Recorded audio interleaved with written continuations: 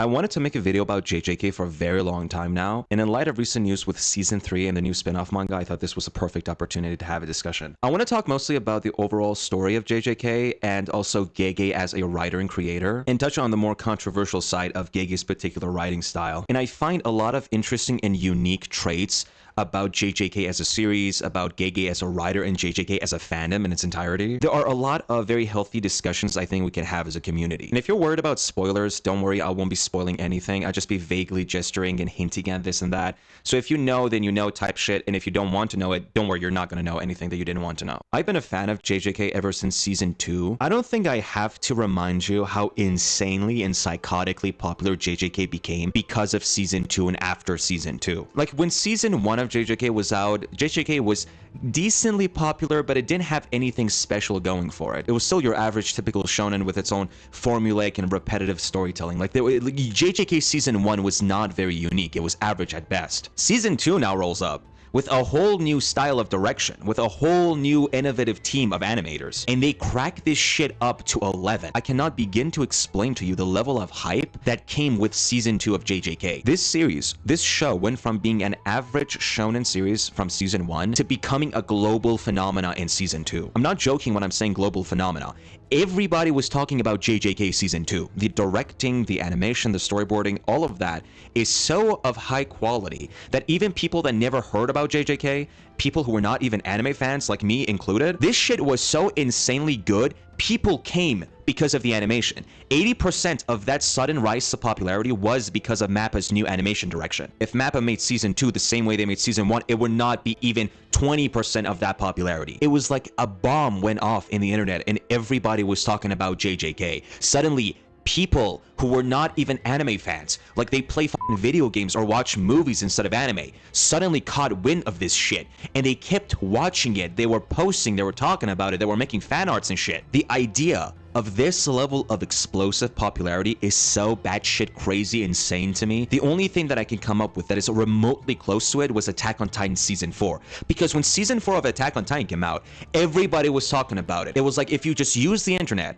and you're decently online, you don't watch anime, you knew something happened. You knew a season of a popular franchise or series has popped up. And everyone was talking about it. They were making jokes, they were making memes, they were making edits, they were making videos. But then when it came to the continuation of Season 4, like after Season 4 of Attack on Titan, the scheduling was so fucked up and MAPPA mishandled that so bad that the vast majority of the momentum died down. People were not talking about the finale as much, like in that explosive fashion that they used to speak about Season 4 of Attack on Titan. That level of Season 4 hype of Attack on Titan times 10,000 when it came to JJK, where if you opened your phone, browse the internet, you would see JJK, Lobotomy Kaisen left and right. People will not shut the f up about this series. All of this led to the fandom of JJK cultivating a certain taste, a certain culture that was so particularly unique and so just brain dead, retarded, stupid that I fell in love with it. And I am part of that. Like, the Lobotomy Kaisen jokes were so fucking atrociously stupid and retarded. I loved it so much. Say what you want about JJK fans, and there's a lot to be said about JJK fans, but these retards are fucking creative sons of bitches. But didn't we just see her walk past? I said my co-chef is absent today. Be a good woman and help me find steak from the back. That sounds dangerous. I don't want to go there. Fine, I'll go. Brilliant. Follow me, woman. Yeah, they are annoying. They won't shut the f up. They will definitely annoy the shit out of you, but they are creative. And so with the sudden rise of fame and popularity for JJK, the fandom grew exponentially. I myself didn't give a shit about JJK Season 1, but I saw JJK Season 2 in that level of animation. I was like, damn, I gotta go watch this shit. So I go back, I watch Season 1. Season 1 of JJK was the most boring shit I've ever watched. Nothing innovative, nothing new. Even though that I don't watch anime, I felt like I've watched this 10,000 times before. It was so boring. The Season 1 of JJK was so fucking atrociously, exhaustingly boring that I watched that shit at 1.5 speed. I watched that shit on 1.5 speed. Which goes to show that I really don't like formulaic and repetitive stuff. In JJK, up to the Shibuya arc is straight up repetitive stuff. Like, even the part with like the Geto and Gojo in Season 2, that part is still like kind of formulaic. Like, I feel like I've seen that trope before. Shonen is, in general, incredibly tropish. Shonen series tend to be incredibly repetitive and formulaic. They are, on the surface level, a lot of them are innovative, but very few times you get like a Chainsaw Man or Attack on Titan that is just so outwardly creative with some of the decisions that they make. And for JJK, GEGE cooked when it came to the Shibuya arc. I watched that shit and I was completely taken aback, fully blown surprise at the level of quality of that single arc. The sheer writing quality of season 2, the Shibuya arc, is peak level GEGE writing. It's so insanely, abnormally well put together that you come to think, how in the f somebody do this? How in the f can somebody write something so fucking cool? And it gives you this sense that the writer knows exactly what they're doing. It gives you this impression that the writer is at full control of what they are creating, fully aware of each decision that they are making. So even though that 80% of the popularity was because of the animation that MAPPA did with the new art style direction and all of that, people came for the animation, but they stayed because of GEGE, because the Shibuya arc is objectively a very well-produced arc. The entire fucking season, the entire time during this arc is just back-to-back non-stop fuckery. One traumatic things happen after one other traumatic thing. This fucks up, that fucks up, left and right, non-stop. And that is why the Shibuya arc is the best arc in the entire series. And initially, that's what got me hooked on GEGE's writing style. So this sudden rise to popularity, the number of JJK fans suddenly grew so fucking large, and they had this very rich culture of just lobotomy Kaisen posting, non-stop talking about the new fucking chapter. A certain culture was being cultivated in the fandom because the series, the manga, was still being continued. GEGE was still writing JJK after season 2. The schedules for the chapters were on set. He was producing chapters. But the fandom was so thirsty for that hype, they were so fucking excited that some fucking random guy in Japan would leak these chapters weeks before they came out, and some other motherfucker at some other corner of the internet would pick those chapters up, and right in the first 10 minutes of those chapters getting leaked would give you the most dog shit Japanese to English translation you've ever fucking read, barely make any fucking sense.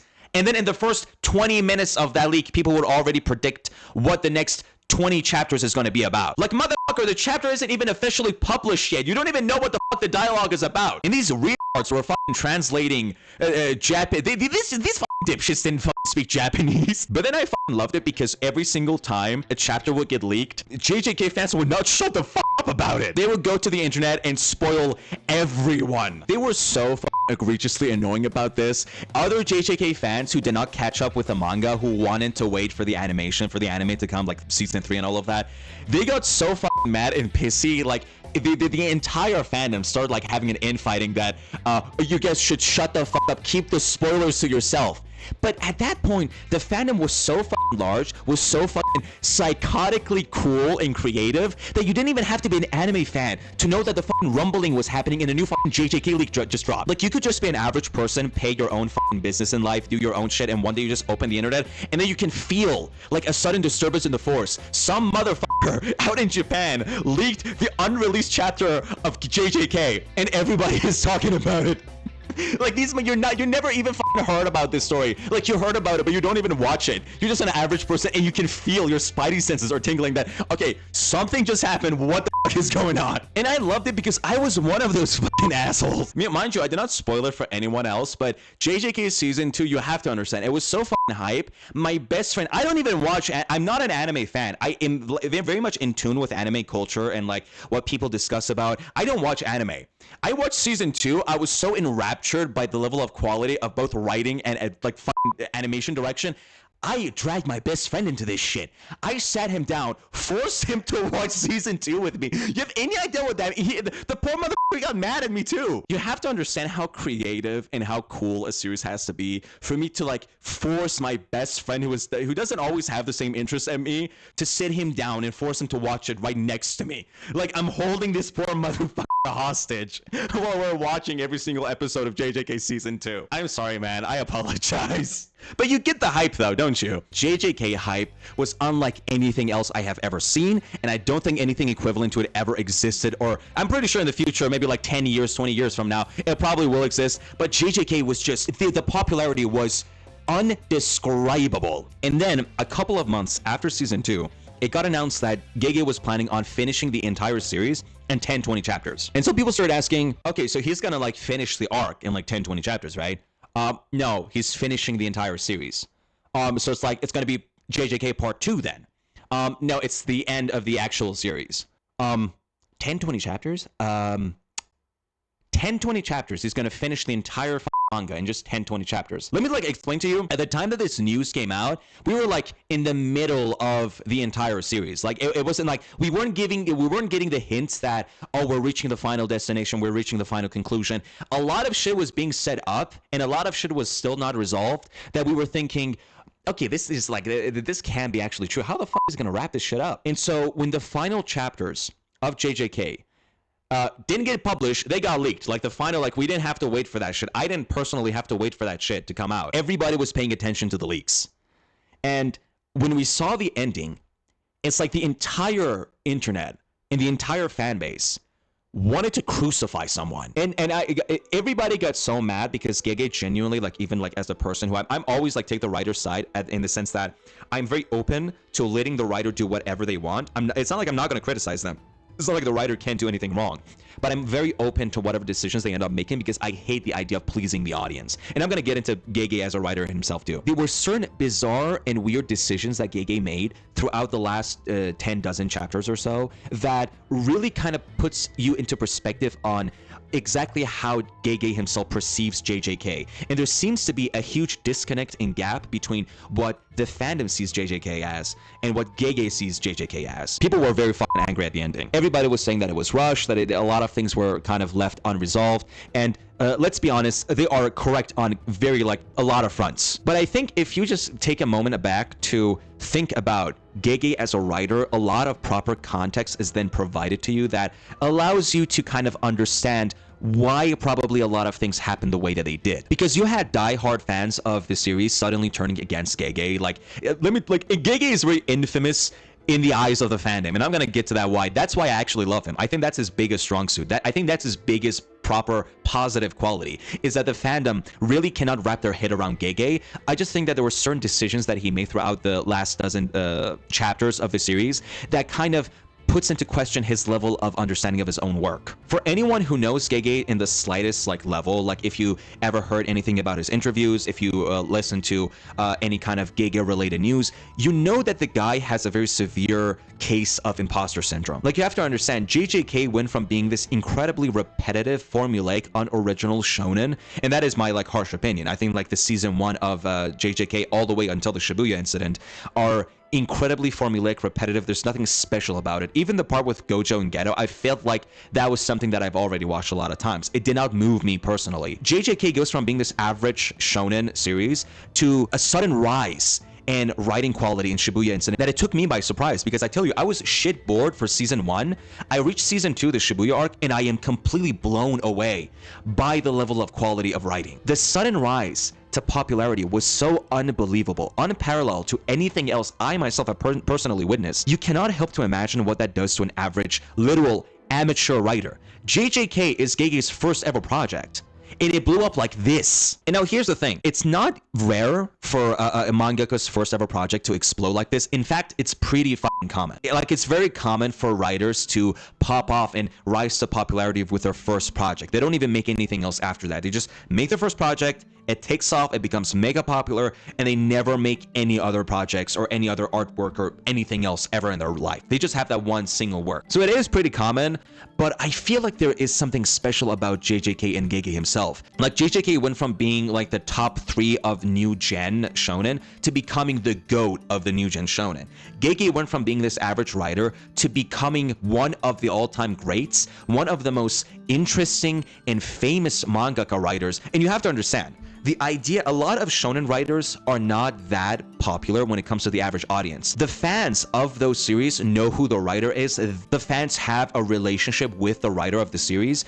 But GEGE was so popular in such a weird way that even average fans, average anime fans, were not even JJK obsessed fans, knew about GEGE. That is because GEGE's personality and writing style after like the Shibuya incident became so unique, so personalized, so just beautifully personal to him that people were making gay memes. Like, people were talking actively about the writer, making jokes about the writer of the series. They don't do that. They don't even do that shit with Fujimoto. They don't make memes about Fujimoto. I didn't see any memes about Fujimoto or like the writer of One Piece or the writer of Bleach or the writer of Naruto. They make memes about Gege. That's how insanely popular and unique his art style and his writing style became. Like, you have to understand, the style that Gege has was so unique to him. Gege had the second most unpredictable pen in the entire industry. The joke with Gege was that as the fandom, after the Shibuya arc, Gege was so unpredictable when it came to his writing, the fans would actively hate on their favorite character on the internet so that they pray that Gege would not suddenly kill them off. The joke's that Gege is always watching like this demonic evil entity hiding in your closet or like lurking in the shadows, waiting for you to glaze your favorite character so that in the next chapter Gege just kills them off. That was such aura. That is such beautiful identity for a writer to have, for the fans of the series to be afraid of the writer, so afraid to express their love and glaze for the favorite characters. I love that about Gege. Who's my favorite JJK character? Well, it used to be so I'd say my new favorite character is probably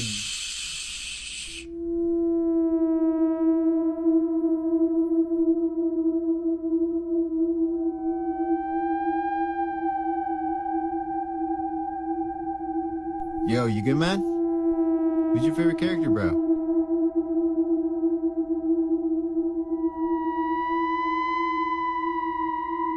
I don't have a favorite character.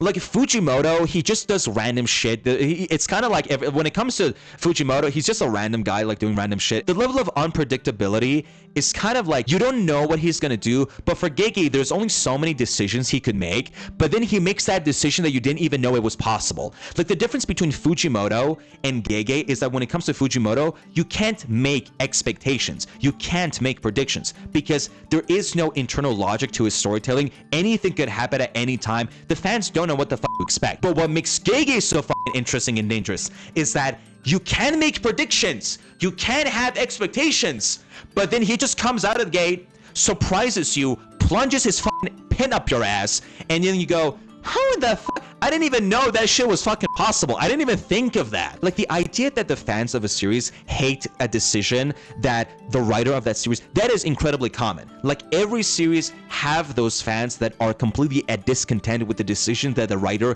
did for the story. Not Gege. I mean, Gege too, but here's the thing. Gege had such beautiful danger to him, such beautiful fucking level of unpredictability, that the hype, the idea, the tension, that every time I read the leaks, I went through that shit. I was like waiting for the daily dose of Lobotomy Kaisen. I was waiting for that weekly JJK unreleased, unpublished chapter leak every single fucking time. And then I get fucking introduced with some weird fucking shit. I would not know what the fuck. That is Gege. That is Gege, and I love him. He still made those very wrong and bad decisions when it came to the narrative, don't get me wrong, but credit where credit's due. I love it. Like, JJK at its peak, it's still JJK at its peak. That motherfucker had a level of popularity as the writer of a show that exceeded his own fan base. What I'm saying is, Gege had the level of fame and popularity that Kojima has. You don't have to be a Kojima fan to know who Kojima is. An average gamer knows who Kojima is, and an average manga and anime viewer knows who Gege is. And I love that. But here's the thing. From the perspective of Gege, I don't think he was really ready for all of this responsibility and weight. Like, again, JJK was such a global phenomenon, and you have this influx, this flood of new obsessed fans that are genuinely one of the most creative fandoms, if not the most creative fandom. I don't think that there's anything comparable to the JJK fandom, like, ever. I've never been part of that. Jesus fucking Christ. I don't even know if there's anything equivalent to it. To this level of just creativity and just sheer love and passion for a series being so active on the internet that non-anime fans would notice the presence of that series, would feel it every single time that a new fucking chapter leak would come. And Gege went from being this average writer with an average show and series to standing toe-to-toe, shoulder-to-shoulder with one of the greats, people he fucking inspired to be. If you read or listen to any of his interviews, you realize that he really does not seem to have the level of confidence you would kind of receive from, you would assume he would have with the material that he produced. You read the Shibuya incident, you watch season 2, and you think that the person behind this level of high quality of writing, you read through the next chapters, the next arcs after the Shibuya incidents, the setups, the payoffs, the climax are so well done. Sometimes there are so many beautiful highlights in the story that it gives you, it conveys to you, it portrays to you this perception that the writer is super confident and knows exactly what they're doing. If you go ahead and read Gege's interviews, he does not know what he's doing. It's actually surprising how much insecurity he has about his writing and his creation. I think it's genuinely very humbling, because I think if you're gonna have that level of fame and popularity,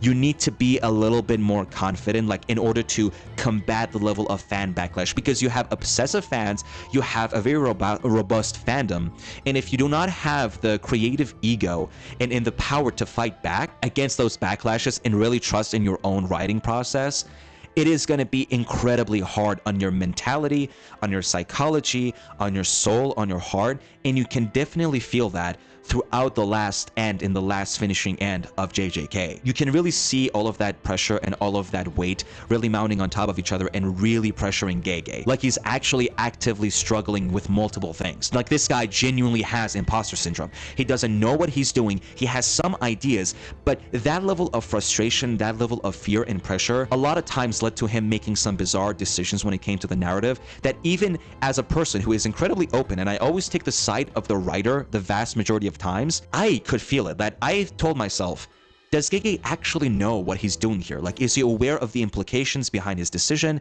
Like, for example, like one time he would introduce a character that was not properly set up, and he would focus a bit too much on them, that you would think that they're supposed to have a broader, more impactful value on the story, but they don't end up having that, or that he sets up a lot of things but then does not properly resolve them. He doesn't give answers to a lot of the questions. JJK is notorious for lacking in some crucial departments when it comes to the characters, when it comes to their own personal interactions.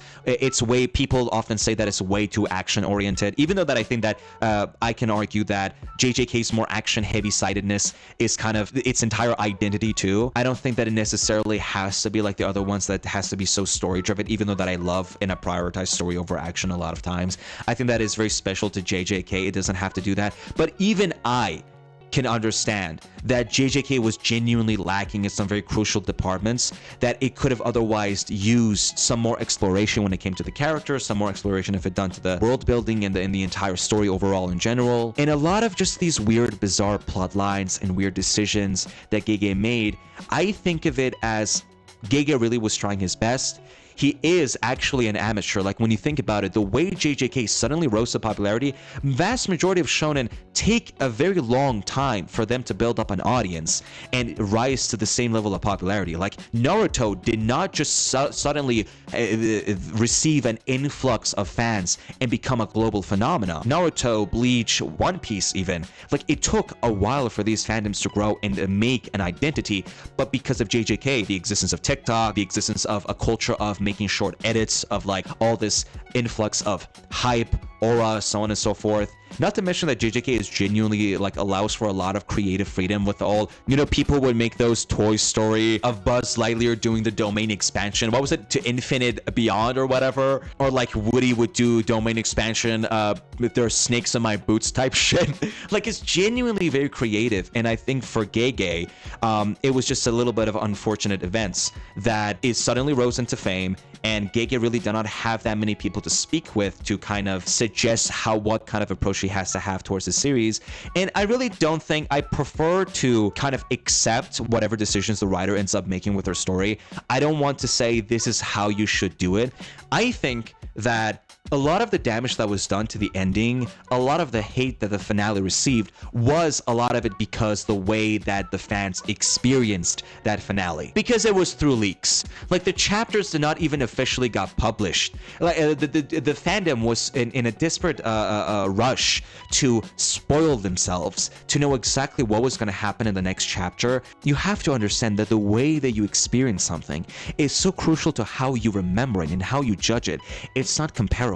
Like when I used to watch art pieces and paintings on my phone, it was not comparable to the first time that I went to an art exhibition, like an art gallery for the first time in my life. I stopped and I was literally staring at a single painting for 10 minutes. And the gallery had like 30 paintings from the same artist with the same themes. And I was like staring at this one single painting for 10 minutes straight because I was enraptured. My soul was being elevated. It was such an ungodly experience. And it was the same thing for JJK. When JJK manga fans talk about the Shibuya incident but for manga as comparison to when the anime came out before MAPPA animated season 2, like back when we only had the JJK chapters for the Shibuya arc, I can only imagine how the experience that they had was different compared to when they watched the anime. Because not only is season 2 in so many different ways different from JJK manga, yeah, sure, the general format, the general story is still the same, but you have to understand how much the unique small touches, small narrative decisions, small directing decisions can impact so heavily on how a show is finalized and the experience that you end up having, how much those little changes can impact your experience. I am confident when I say this that, guys, when we watch season 3 and season 4, our experiences are going to be so vastly different that a lot of that harsh criticism is going to go away, and I am quite certain of this. Like, I still consider myself a JJK fan, and I love the memes. Like, I am one of those fans in the weeds. I love the psychotic nature of the fandom. I love the creativity. It is unlike anything else, and sure, there are a lot of toxicity involved in it too. All of that hype undoubtedly brings a lot of toxicity because people are just so energized and so just filled with emotion. It can definitely swing on the more toxic ends of things too. But I still love this shit, man. Like, JJK is still pretty cool, and if I have to use my imagination to experience some more personalized, more positive experience with the series, I'm still gonna do that. Yuki Tsumoka is still gonna be the most like baddest bitch in the entire series. I'll eat that ass every single day of the week, okay? Again, I love this show, dude. I love this series. And I really do appreciate GEGE as a writer, and I think he will only continue to grow, and I hope the best for him. Because to have the level of unique, stylized reputation that GEGE has is unparalleled. Like, GEGE fans feared GEGE. I feel like Chainsaw Man fans don't fear Fujimoto, they just don't know what to expect of him. But JJK fans actively feared GEGE. That's something unique. And it feels so fun as a fandom because all of you feel like you're being targeted by the writer directly. So that the Choso fans, Yuji fans, Yuta fans, Gojo fans, all of y'all felt in sync for your fear of GEGE. And I feel like that is very special as a fandom. I'm definitely waiting for season 3, and I have no idea. I love the fact that they changed the artist for the new spin-off manga. I have no idea what GEGE is smoking. I have no idea what the fuck that motherfucker is gonna do. Maybe he's having a whole new inspiration, so on and so forth. But you know, you do you, GEGE, whatever the fuck you want to do. And I can't wait for season 3. That's it, all right? My throat is hurting right now. My back is aching. Jesus. Yeah, that's pretty much all I wanted to say. Oh god. Like and subscribe, you degenerate retards.